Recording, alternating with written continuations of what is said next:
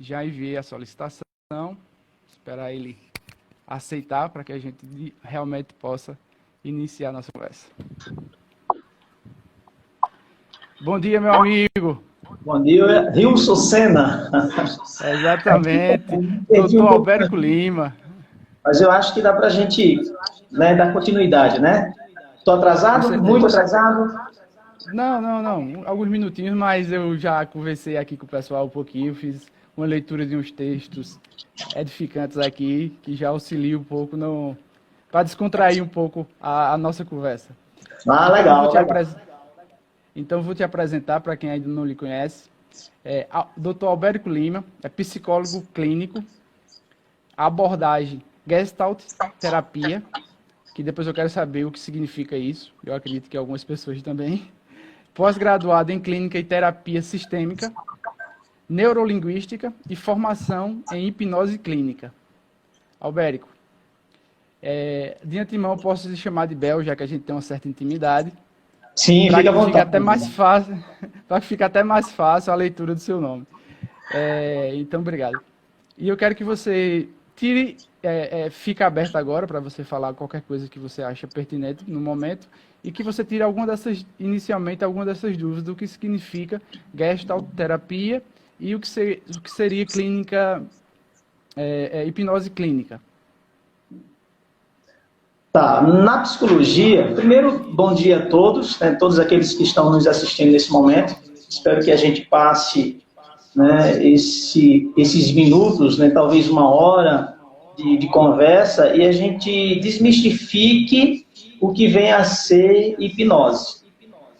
Né? A nossa intenção hoje é exatamente trazer isso, trazer um entendimento melhor do que é a hipnose. A gestaltoterapia é uma das abordagens da psicologia. Existem várias abordagens, é como a medicina. A medicina você vai encontrar pediatra, cardiologista, né? Então, cada área da medicina tem a sua especificação. Na psicologia também. Então, a gestaltoterapia é uma abordagem psicológica mais voltada para as humanas. O que eu quero dizer com isso? É que a gestaltoterapia, ela vê o seu paciente, o cliente, já começa por aí, porque a gestaltoterapia não acha interessante chamar a pessoa que busca uma ajuda psicológica como paciente. Entende? E sim como cliente, porque paciente dá a entender que você está doente. E às vezes você está com conflitos internos por conta de um trauma, por conta de uma frustração, que é um trauma também. Isso não quer dizer que você esteja doente.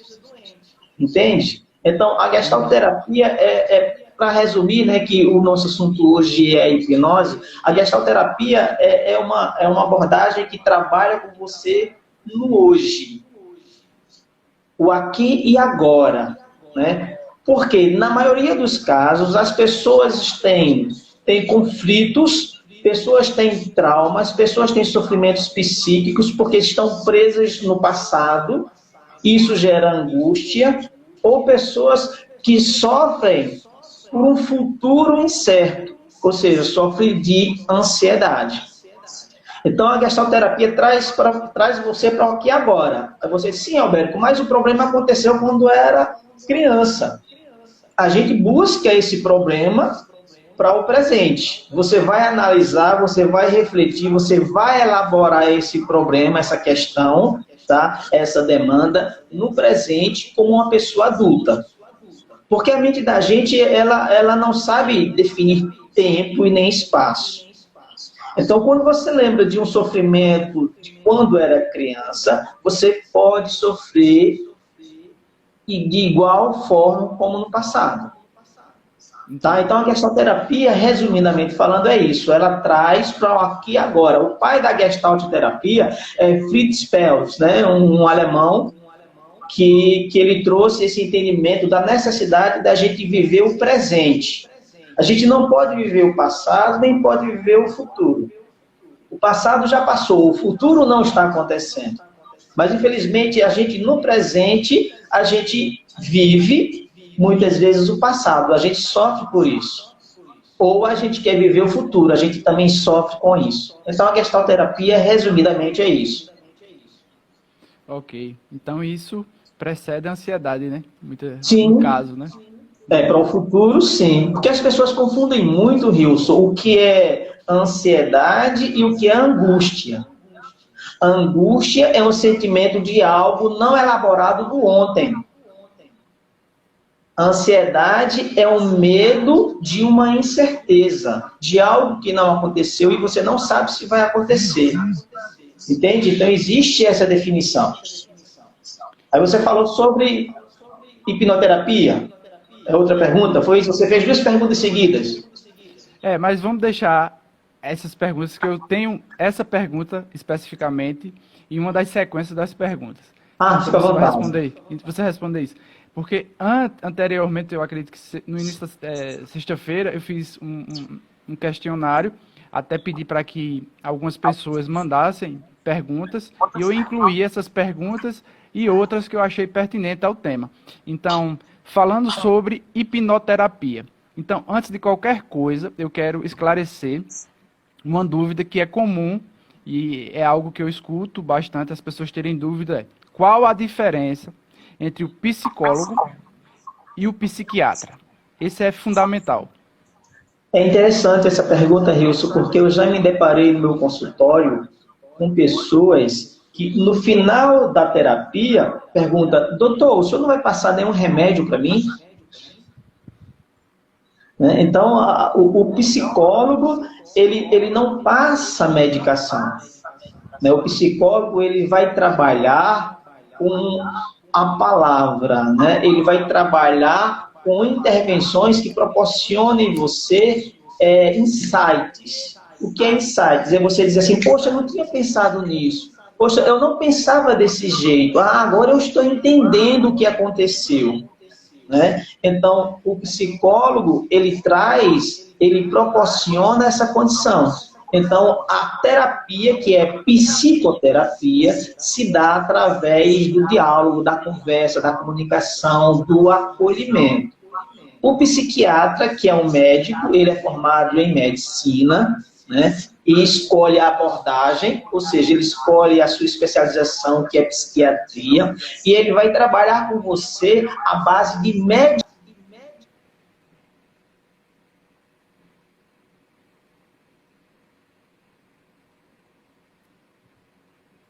Dei uma pausa aqui no vídeo dele. Um probleminha.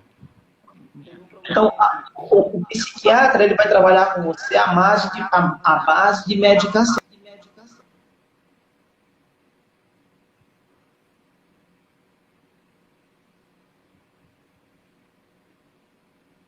Um probleminha na rede. Você falou na medicação. De medicação. Na verdade, a medicação, ela atua, né, no efeito. Aí você pode dizer: ah, Alberto, então a gente não tem que ir para um médico, a gente não tem que tomar medicação? Sim, existem casos que a gente precisa da medicação. Vou te dar um exemplo. Se chegar um paciente no meu consultório e ele estiver com a depressão grave, porque a depressão, ela tem 3 níveis, ela tem 3 estágios. Tem a depressão leve, tem a depressão moderada e tem a depressão grave. Então, se chegar alguém no meu consultório com depressão grave, que seria uma pessoa que não tem mais o controle da sua cognição, uma pessoa que não consegue mais raciocinar, ela não consegue pensar, ela não consegue tomar decisões, então essa pessoa, eu vou encaminhar ela a um psiquiatra para que ela possa tomar antidepressivos e mesmo assim a gente poder trabalhar, eu como psicólogo, trabalhar essa condição dela. Ela toma medicação, ela é acompanhada por um psiquiatra e é acompanhada por mim. Mas se a pessoa chega no meu consultório e está com a depressão leve ou moderada, ela não será encaminhada a um psiquiatra. Porque hoje, Rilson, a gente busca sempre a facilidade. A gente acha que tudo será resolvido através da medicação. Não é bem assim. Tem o seu mérito, mas a gente não pode achar que a medicação resolve tudo. A gente vê os laboratórios farmacêuticos que ganham bilhões de dólares por ano, trilhões de dólares por ano, inventando sempre medicação nova. Entende? Então, claro que a gente vai encontrar propagandas trazendo, né, um efeito 100% positivo da medicação. Por exemplo, tem pessoas que sofrem de ansiedade e ela toma, né, o ansiolítico, mas ela vai ter que tomar todos os dias, pelo resto da vida. Então, será que isso é uma boa escolha? Eu não sei, cada um tem a sua escolha. Mas quando você procura um psicólogo e trabalha a causa dessa ansiedade e elabora essa causa, você vai ficar legal sem precisar ter que tomar medicação pelo resto da vida. A depressão é a mesma coisa. Entende? Então, tem o antidepressivo, né? Então, você vai tomar pelo resto da vida, e sem contar que toda medicação, ela tem seus efeitos colaterais. Tá? Você toma um antidepressivo, mas se você for lá ler a bula, aí está dizendo efeitos colaterais, pode causar ansiedade. Por exemplo, está lá escrito, antidepressivos causam ansiedade. E aí? Aí você vai tomar remédio de ansiedade, aí está lá na bula, olha, pode causar depressão. Entende? Então, para a gente tomar uma medicação, a gente precisa analisar muito bem, né, o grau do sofrimento que você está. Por exemplo, um é esquizofrênico, que a esquizofrenia é um transtorno irreversível, é como se você tivesse tido um curto-circuito no seu cérebro. Quando tem um curto-circuito na sua casa, queimou a fiação, você vai lá e troca. Fica legal, mas no cérebro não. Queimou, deu curto-circuito, acabou. Entende? Então tem pessoas que são esquizofrênicas e que precisam sim tomar a medicação, porque a medicação ela vai fazer o efeito que o cérebro não está conseguindo fazer. Entende? Então tem casos e casos, mas hoje a gente termina generalizando. Não, eu preciso tomar remédio para isso. Não tem um remédio, doutor, que resolva o meu problema? Não, a gente precisa encontrar a causa para se trabalhar. Ok, vamos passar para a próxima pergunta. Tem uma participante aqui, é Guinalda Vieira, que inclusive é minha tia. Ela faz a pergunta, como reconhecer que tenho depressão? Como reconhecer que tem depressão?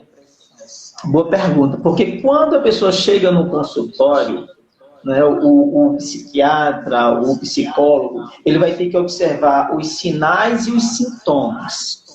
Os sintomas é aquilo que a pessoa traz, né? Olha, doutor, eu estou muito triste, eu estou, né, trancada no meu quarto. E os sinais é o que o profissional de saúde vai observar na pessoa, tá? Então, muita gente confunde depressão com tristeza. Você ser triste, você está no momento de tristeza, para a psicologia, é uma das necessidades psicológicas do ser humano. Então você diz assim, poxa, fulano está tão calado, está triste, está depressivo. Não necessariamente, porque a depressão é quando a pessoa foca apenas no sofrimento. A tristeza é uma reflexão do que você já viveu e do que você pode viver a partir daí. Então, como é que você sabe que está com depressão? Se você começa a perder o ânimo, né, a motivação pela vida ou por algo da sua vida, isso traz, né, sinais de uma possível e futura depressão. Porque você está triste não desanima você da vida. Mas a depressão sim. A depressão começa a tirar de você, né, aquela motivação natural que o ser humano tem de viver. Você começa a se afastar das pessoas, você... Agora, interessante saber, né, quando eu digo se afastar das pessoas, às vezes você precisa, né, de um retiro pessoal. Você precisa dar um tempo para você analisar o que está acontecendo no seu contexto e você, por exemplo, tomar uma decisão. Então as pessoas confundem muito depressão, né, com tristeza, depressão por uma necessidade de reflexão que tem a ver com a tristeza, que é uma necessidade psicológica, entende? Então a gente tem que ter muito cuidado para não achar que tudo é depressão.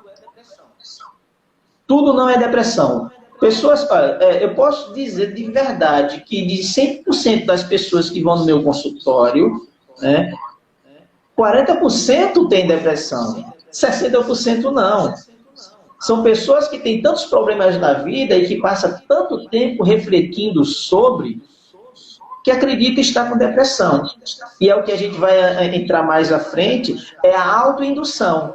Quando você diz assim, eu estou com depressão, então você já está preparando o seu cérebro e o seu corpo para ter uma depressão. Normal. Eu costumo brincar, né, quando as pessoas dizem assim, parece que eu estou com vontade de resfriar. Aí eu digo, não tenha vontade não de resfriar. Entende? Então a mente da gente, ela tem poder. A mente da gente, ela é uma máquina, né, que ainda a ciência ela não conseguiu estudar profundamente. É uma incógnita ainda. Verdade. Então vamos para a próxima pergunta. Tem muitas perguntas, mas o tempo é curto. Mas de fato vai... Vou tentar resolver o máximo de respostas, tá? Beleza. Agora, de fato, é uma pergunta pertinente ao tema mesmo, hipnoterapia. O que é hipnose e o que não é hipnose? Vamos lá. Hilson, toda vez que você se concentra numa imaginação qualquer, você vive um estado alterado de consciência. E isso é hipnose. Por exemplo, você está assistindo um filme e você está muito concentrado nesse filme, então você está no estado alterado de consciência. Você está em transe hipnótico. Por quê? Porque você esquece do mundo externo, que às vezes tem pessoas que estão assistindo um filme e dizem, não me atrapalhe não vou atender telefone porque esse filme está mexendo muito comigo. Então você está se concentrando naquela criação, naquela imaginação, que às vezes é uma imaginação fictícia, né? Às vezes é um caso real, mas na maioria é uma ficção. Mas você fica tão envolvido naquilo ali, você começa a vivenciar aquilo. Você chora, você sorri, você tem medo. Tem filme de terror... influenciado, né? Pois é, tem filme de terror que a pessoa está assistindo e fica com medo. A hipnose ela não acontece apenas por uma indução de um hipnólogo. Ela acontece também no dia a dia. Certo. E o que não seria... eu posso até melhorar. Qual a diferença entre hipnotismo e hipnose? Hipnotismo é o processo. Hipnose é a técnica, é a ferramenta. Porque a hipnose é uma ferramenta. Hoje a gente vê, Hilson, muitos cursos de hipnose. Né? Então, muita gente está fazendo hipnose, está tendo seu diploma, tem muita gente que está abrindo consultório, botando lá, né, hipnoterapeuta clínico, tá? E a gente tem que ter muito cuidado com isso, porque a hipnose, por ser uma ferramenta, ela pode ser acessada por qualquer pessoa. Por exemplo, você é engenheiro. Você quer fazer um curso de hipnose? Você faz um curso de 3 meses, 4 meses. Então, você vai fazer um curso de hipnose. Você vai conseguir hipnotizar uma pessoa? Vai. Mas o que é que você vai fazer? Ou qual é o conhecimento que você tem para que você possa trabalhar com uma pessoa que está com conflitos internos, com sofrimento psíquico, para ajudar a pessoa? Aí a gente tem que entender não a ferramenta, porque a hipnose, ela não é uma ciência, mas ela já foi comprovada cientificamente.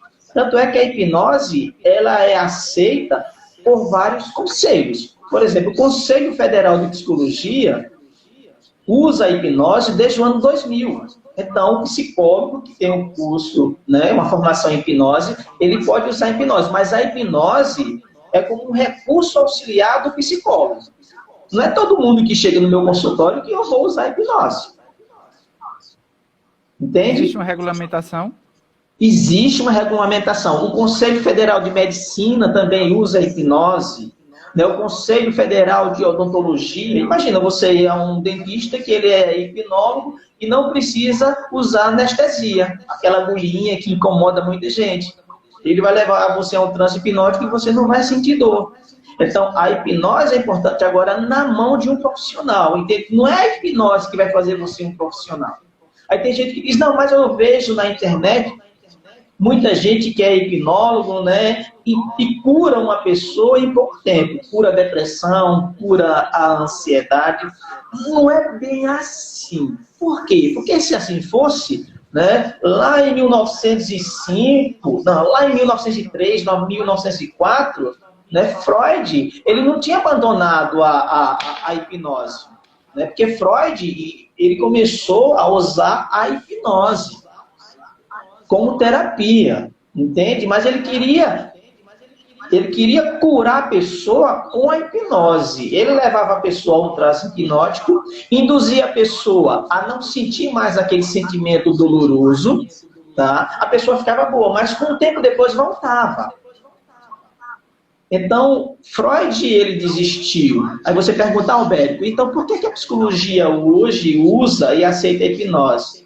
Porque a hipnose, eu uso a hipnose não para sugestionar a pessoa a não sentir sofrimento, mas para descobrir a origem do sofrimento.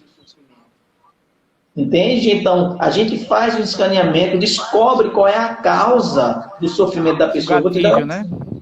Vou te dar um exemplo. Isso não é antiético, porque eu não vou dizer o nome da pessoa e nem onde foi. Teve uma cliente que ela chegou com crise de ansiedade. Tomava ansiolítico há muito tempo e tinha uma crise de ansiedade. Então, quando a gente resolveu, depois de 3 meses, usar, né, a hipnose como recurso auxiliar, a gente descobriu que ela tinha medo de perder a mãe. Como? Porque quando a gente levou ela no transe hipnótico, ela conseguia visualizar, e para você entender, eu levei ela a entender o seguinte, eu induzi ela a ela chegar numa porta de um quarto, e dentro desse quarto ela ia encontrar o motivo da sua ansiedade, do seu medo. Né? E essa causa poderia ser uma pessoa, poderia ser um objeto, poderia ser um animal, poderia ser uma situação. Tá? Então, no momento que isso na imaginação, tá? A hipnose é você se concentrar numa imaginação. Então, ela se concentrou na imaginação que eu estava criando para ela. Então, eu disse, pronto, você vai entrar agora nesse quarto e você vai se deparar com isso. Ela se deparou com um caixão. Tá? Ela disse assim, olha, eu estou vendo um caixão. E aí ela começou a chorar. E eu perguntei detalhes do caixão, ela respondeu. E eu perguntei de quem era o caixão. Ela hesitou um pouco em falar sobre. Depois de um certo tempo, ela disse, não, é da minha mãe. Detalhe, a mãe dela estava viva. Então, ela criou uma ansiedade, um medo de perder a mãe. Então, o que a gente fez a partir daí? Eu tiro ela do transe hipnótico e começo a trabalhar nas sessões, né? Esse caso, trabalhando como psicólogo. Entende? Então é diferente de você chegar em uma pessoa porque fez um curso de hipnose e acreditar que a pessoa vai resolver o teu problema. Só porque tem lá, né, a plaquinha hipnólogo clínico. É importante que você veja, né, qual a qualificação que tem o profissional. Por exemplo, eu sou psicólogo clínico, mas eu precisei, né, de 5 anos de faculdade na graduação e precisei de 2 anos de uma especialização em psicologia clínica para ser psicólogo clínico. Aí você que é engenheiro, né, você passa 3 meses fazendo curso de hipnose, aí você, porque tem uma brecha na legislação, aí você bota lá a placa, Rilson Senna, hipnólogo clínico, ou ou Engenheiro. clínico. Entende? Então, não Entendo. só a hipnose, mas eu acho que todas as áreas que a gente buscar, né, um profissional, a gente precisa ver as qualificações que tem esse profissional. Tem um currículo na internet, é o currículo Lattes, né? Você entra lá no currículo Lattes, bota o nome da pessoa e você vai ver o que ele tem de capacidade. Ok. Vamos para a próxima. Existe diferentes tipos de hipnose. Assim, antes de você responder, a gente sabe que a hipnose, ela ficou um pouco mais conhecida atualmente porque teve um dos participantes do Big Brother aí que ele fazia hipnose, aquela hipnose lúdica, vamos Sim. dizer assim, né? Então, isso criou também um medo nas pessoas.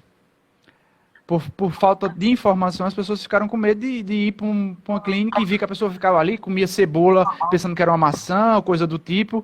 Isso realmente existe? Como é que a gente pode diferenciar uma coisa da outra? Tá, então vamos lá. Você pode hipnotizar qualquer pessoa? Não. A pessoa precisa se permitir a isso.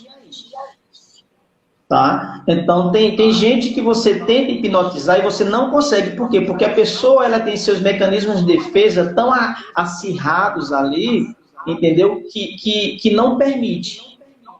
A pessoa não relaxa. Porque a partir do momento que você realmente relaxar e confiar no hipnoterapeuta ou no psicólogo, e você relaxar por completo e seguir, né, as instruções, você vai entrar no transe hipnótico. Mas nem todo mundo tem. Quando você diz assim, existem vários tipos de hipnose, não, existem técnicas. Existe a técnica da regressão, existe a técnica da progressão, entende? Então, existem técnicas, mas existem os pais da hipnose. David Elman, né, e Milton Erickson. São os caras que todo mundo começaram a desenvolver a partir de técnicas dessas duas celebridades. Tá? Agora, a hipnose, quando você diz assim, Alberto, então a pessoa que está hipnotizada, ela pode comer cebola? Pode, se ela não gostar de cebola, desde que ela não saiba que é cebola. Por quê? Porque a gente tem um cara amigo no nosso cérebro que a gente chama ele de senso crítico. O nosso senso crítico, ele não vai permitir, mesmo ele estando um pouco dopado, um pouco relaxado, ele não vai permitir que se faça tudo que o hipnólogo quer. Então, se você chega no meu consultório e você não gosta de cebola, e eu digo, Wilson, agora você vai comer essa cebola. Não vai, porque o seu senso crítico vai dizer, opa, eu não gosto de cebola. Agora, se eu disser, Wilson, essa maçã, ela está deliciosa, essa maçã, ela está fresca, né? E você vai se deliciar com essa maçã. Você vai comer se você gostar de maçã. Entende? Então, o hipnólogo, ele pode manipular as tuas sensações. Que você está num estado, né, de concentração imaginária e tudo que for passado para você, você pode aceitar. Mas isso daí é uma manipulação. É você diz, tá, então uma pessoa que está, né, hipnotizada, o hipnólogo pode fazer tudo com ela? Não. O senso crítico não permite. Por exemplo, se você hipnotiza, né, a sua esposa, por exemplo, e você diz assim, ó, olha, agora eu quero, né, que você tome esse copo de uísque. Se ela não bebe, ela não vai beber. Agora, se você disser, olha, um copo de leite, ela pode tomar. Na década de 60, Wilson, na época conhecida como a época da ditadura militar, o presidente era Jânio Quadros. Ele até proibiu a hipnose por 30 anos no Brasil. A gente passou 30 anos, por isso que a gente está um pouco atrasado. Nos Estados Unidos, a hipnose está bem avançada. Né? Na época da ditadura, na década de 60, os militares do Brasil, eles usaram a hipnose para buscar informações sigilosas dos chamados comunistas. E eles não conseguiram. Quer dizer, se a hipnose fosse uma ferramenta assim, de total domínio do outro, esses subversivos, né, eles dariam todas as informações. Entende? Então, se você está no transe hipnótico e o hipnólogo diz assim, Rilson, eu quero que você me dê a senha do seu cartão, você vai despertar.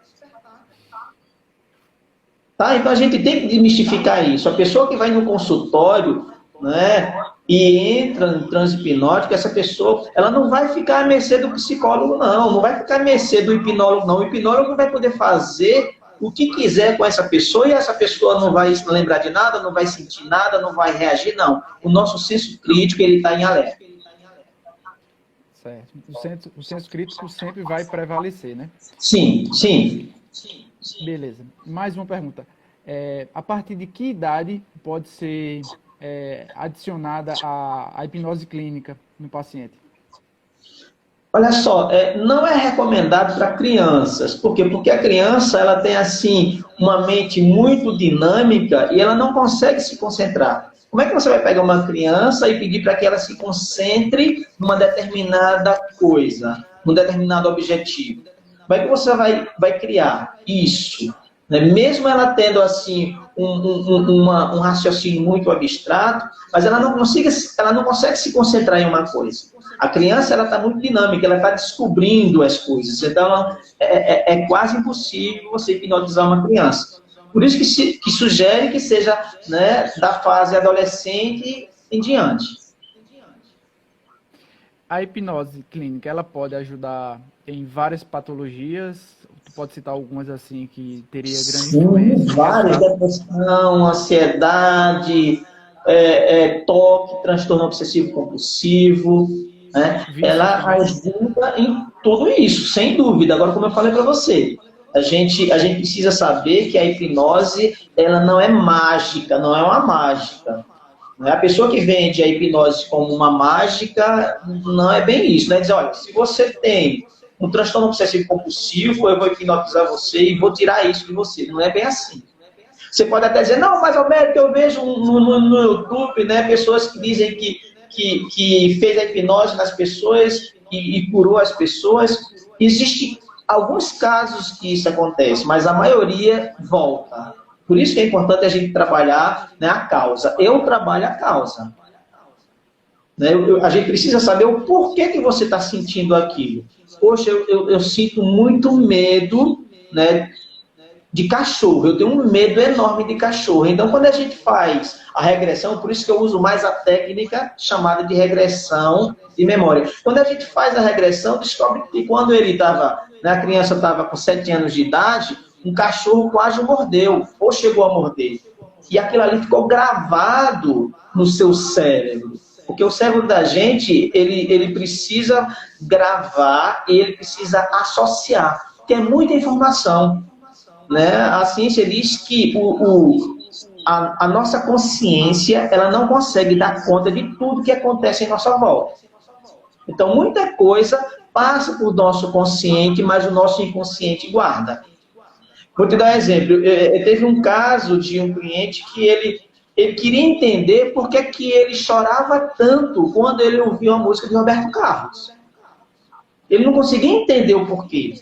Através da terapia convencional, a gente não conseguiu descobrir, mas através da hipnose, sim. O que foi que aconteceu? Ele perdeu a mãe dele, né? E quando a mãe dele estava sendo velada na casa dele, que ele já era um senhor, e você sabe que antigamente isso acontecia muito, né? O corpo era velado em casa e não no cemitério. A vizinha estava ouvindo a música de Roberto Carlos. Mas ele não lembrava disso. Mas o inconsciente captou e guardou. Então, toda vez que tocava aquela música, né, o cérebro associava a morte da mãe dele. E aí ele começava a chorar. Entende? Então, o cérebro ele não dá conta de tudo. Então, tem muita coisa que está lá nos porões do nosso inconsciente e, através da hipnose, a gente consegue chegar lá e buscar essas coisas. essas informações. É ótimo exemplo para realmente clarear as ideias sobre a função e o resultado, né, da hipnose. Tem uma pergunta que me enviaram, é o seguinte: existe o perigo de morrer durante uma sessão de hipnose? E a outra pergunta é possível o paciente verbalizar durante a hipnose clínica? Tá. Não é possível uma pessoa morrer num transe hipnótico. E muito menos ela ficar hipnotizada pelo resto da vida se o hipnólogo morrer naquela hora. Né? Por quê? Porque a hipnose é um estado alterado de consciência, é o que a gente pode chamar do estado REM. Já ouviu falar no estado REM do sono? Então, o estado REM do sono é o estado exatamente que você começa a sonhar. É um tipo de uma imaginação que está acontecendo ali. Né? Então, a hipnose é isso. Se você está ali hipnotizado por mim e de repente eu desmaio, de repente, né, eu tenha que sair às pressas e não acorde você, você vai despertar em algum momento. Ok? E a outra pergunta foi? Se o paciente pode verbalizar durante a sessão. Mas isso aí você já respondeu também. Sim, até porque quando você está no estado REM, quando você está sonhando, né, você fala, você chora. Né? Às vezes a nossa companheira, o nosso companheiro, a mãe, o pai, o irmão, diz assim: olha, tu estava sonhando, tu estava falando. Você estava chorando. Entendeu? Então, a pessoa que está no estado hipnótico, sim, essa pessoa, ela verbaliza, ela chora. Tem total controle sobre seus atos. Tem, porque a hipnose, ela faz com que você esqueça o mundo externo, esqueça o que está acontecendo agora e se concentre numa imaginação que é exatamente as lembranças pretéritas, lembranças do passado. Mas isso não quer dizer que se alguém bater na porta, né, do consultório, você não vai ouvir. Vai ouvir. Mas você está em transe, você está direcionando todo o seu aparelho psíquico para aquilo que está sendo direcionado. Referente à hipnose para crianças, no caso você falou que não é recomendado, mas a partir de que idade a criança, se for o caso, ou até por conhecimento dos pais, e os pais querem ver qual a forma que pode ajudar na criança. Ela tem um autismo, ela tem qualquer outro tipo de síndrome ou até patologia. A partir de que idades poderia se recomendar para a criança? Olha só, você falou de autismo. O autismo não é recomendado. O mesmo acontece com esquizofrenia.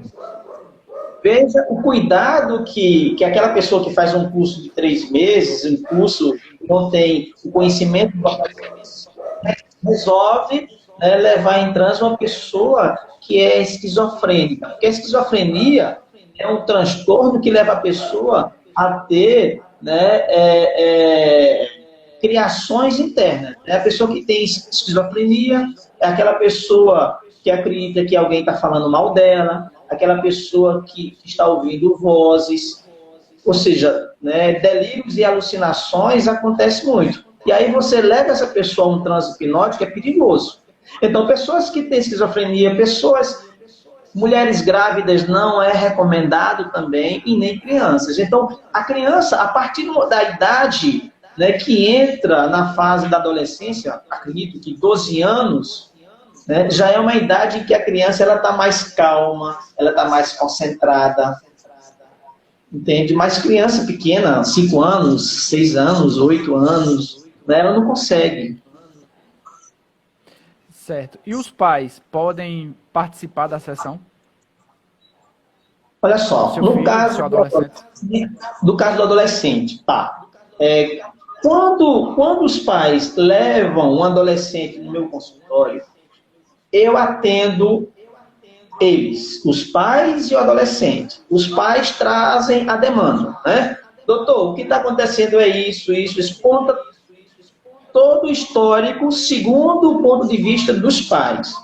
Quando os pais terminam de contar, eu peço para que os pais se retirem e eu vou conversar com o adolescente. Eu quero ver, né, a demanda do adolescente. Por quê? Porque eu vou trabalhar com o adolescente. Então, no caso de fazer a hipnose, os pais não vão estar presentes. Porque muita gente acha que o psicólogo tem que contar para os pais, né, tudo que o adolescente, que o filho adolescente fala. Não. A gente tem o código de ética, a gente tem o sigilo. Né? A gente só pode revelar o que está acontecendo num set terapêutico em caso, por exemplo, de um possível suicídio. Né? A pessoa sai do consultório dizendo, hoje eu vou me suicidar, tá? Então a gente liga para a família, a gente avisa, olha, está acontecendo isso. Mas caso não, tá? A gente não pode revelar. É como se fosse um segredo, né, do padre. Você chega num padre e confessa, né, aquilo ali, né, não pode ser revelado. Então o psicólogo também tem essa função. Tem esse compromisso ético-moral. Entende? Então, não. O adolescente que casou, né, seja necessário, pelo menos até agora eu não fiz com nenhum adolescente, né, seja necessário fazer a hipnose, os pais não podem estar presentes. Por quê? Porque vai trazer a intimidade do adolescente naquele momento.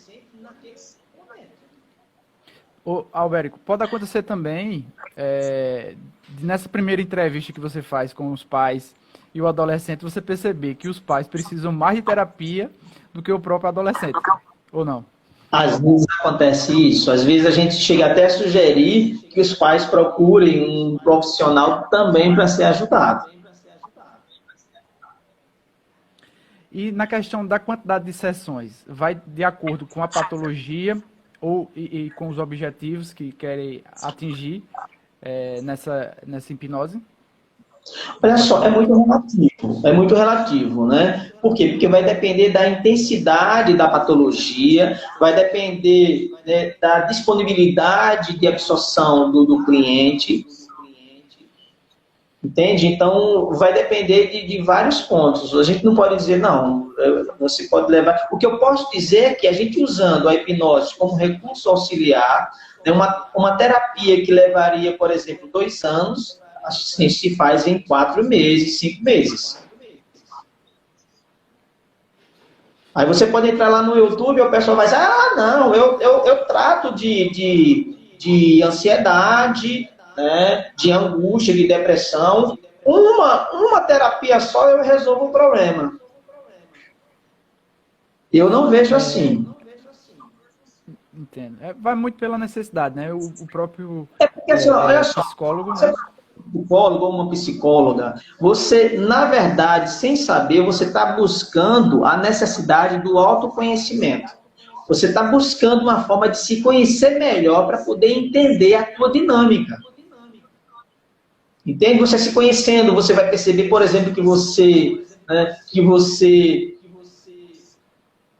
é tímido. Você vai perceber que você, às vezes, é orgulhoso. Então, a partir do momento que a gente começa a se conhecer, a gente pode começar a se trabalhar. Como é que você vai trabalhar orgulho se você não sabe que é orgulhoso? E por aí vai. Outra questão que, falando do adolescente, muitas vezes os pais chegam com um objetivo, que é aquele que os pais enxergam no filho. Ele tem tal problema. Mas muitas vezes o adolescente tem outro objetivo. Então, inicialmente, os pais, o meu objetivo é esse, mas no decorrer você percebe que o objetivo do filho, daquele que vai ser tratado, é outro. Como é que fica a tua posição? Olha só, a minha posição é dar apoio ao filho, ao adolescente. Porque se é o adolescente que está tendo conflitos, a gente precisa trabalhar o adolescente, mas muitas vezes os pais também precisam de terapia, porque às vezes, né, a mãe, por exemplo, ela quer que a filha seja, por exemplo, bailarina, porque ela queria ser bailarina, mas foi frustrada. Esse sonho, então ela quer se realizar através da filha. Tem pai que quer se realizar através do filho. Entende? Então é importante porque, assim, não adianta, Wilson, você trabalhar um adolescente no seu contexto, tá? E quando o adolescente sai do consultório, o adolescente sai legal, mas ele volta para o ambiente estressor. Ou seja, ele volta para a casa dos pais, onde os pais vão continuar a cobrar do mesmo jeito. Então, esses pais eles precisam entender o que está acontecendo. Porque quase sempre é um trabalho em conjunto. Às vezes é só questão do adolescente. Ok. Né? Porque quando o jovem ele entra na fase de adolescência, ele entra na fase de conflitos. Por quê? Porque o adolescente ele não é mais criança, mas ele também não é adulto. Sabe? O adolescente ele busca seus pares. O adolescente, ele busca seus grupos, porque esses grupos vão considerar esse adolescente como um adulto. Mas o adolescente em casa, ele se olha no espelho, ele vê pelos, né? Ele vê o corpo se desenvolver, mas, no entanto, a mãe e o pai ainda tratam ele como criança. Então, ele não tem uma identidade. Ele fica perdido. Imagina você sem saber quem você é. Então, é um conflito natural, né, de todo adolescente. Tem outra pergunta aqui, que no decorrer tu já respondeu, que foi se as grávidas poderiam recorrer à hipnose. E se sim, qual benefício traria para ela e para o filho? Não é recomendado por quê? Porque no momento que ela entra no transe hipnótico, as ligações neurais que tem com o feto podem ser prejudicadas. Entende? Porque aquele feto, aquela criança está ligada ali 24 horas com ela. Entende? Então, no momento que ela, por exemplo, quando uma mulher grávida ela tem um sonho, e esse sonho é muito perturbador, a criança também vai sentir isso. Então, quando você pega uma mulher grávida e leva ela, né, a infância dela, porque tem um trauma lá que a faz sofrer muito, ela pode, naquele momento, começar a sofrer no transe. E a criança também vai sofrer. Porque a criança não recebe só da mãe, através do cordão umbilical, o alimento. Né? Ela recebe as sensações, né, as percepções, né, as boas emoções, as más emoções. Sabe? Então, não é recomendado mulher grávida fazer hipnose. O feto seria uma extensão da mãe. Sim, ótimo, é isso mesmo. Eu vejo assim. Certo. Nosso tempo já está chegando ao fim, mas tem mais uma pergunta aqui para finalizar. Depois eu deixo você à disposição para falar o que você acha pertinente ou que faltou alguma das questões a ser tratada. A pergunta é o seguinte: o paciente ou o cliente que não pode ir à clínica por alguma questão de comodidade ou coisa do tipo, o psicólogo ele pode ir na residência ou no local ou no hospital do cliente ou paciente? Sim, sim. Existe o atendimento em domicílio, sem problema nenhum. Certo. Então, assim, a princípio foram esses os questionamentos, as perguntas. Eu acredito que a gente conseguiu abranger uma certa quantidade de informações em pouco tempo. E agora eu deixo aberto para você, para que você faça as considerações finais. Agradeço desde já o convite e que as pessoas que assistiram possam ter absorvido as informações e consigam desmistificar um pouco da questão da hipnoterapia clínica. Eu também agradeço a todos que tiveram a oportunidade, né, de nos assistir nesse momento. A nossa intenção realmente foi esclarecer, porque muita gente tem medo da hipnose, tem muita gente que critica, que condena a hipnose. Eu acho que a gente conseguiu alcançar o nosso objetivo, que foi esclarecer.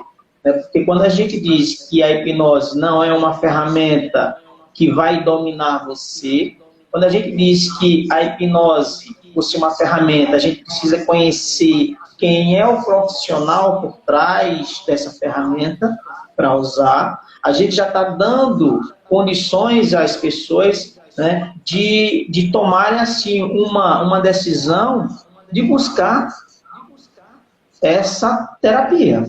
Porque a hipnoterapia é uma terapia que está no Brasil, né, e que está dando certo. Agora, como em tudo na vida a gente encontra pessoas que tentam se aproveitar, a gente encontra. Né? Às vezes você chega na internet, vai comprar aquele produto, né, por R$ 200, mas existe o mesmo produto por R$ 50. O que é que está acontecendo? O porquê disso? Então, existe esses profissionais. Né? É muito bom, eu não estou condenando aqui, né, esses cursos que tem, né, de hipnose, por exemplo, eu só estou pedindo que as pessoas busquem conhecer quem é o profissional que está usando a hipnose. Porque a hipnose é só uma ferramenta. Né?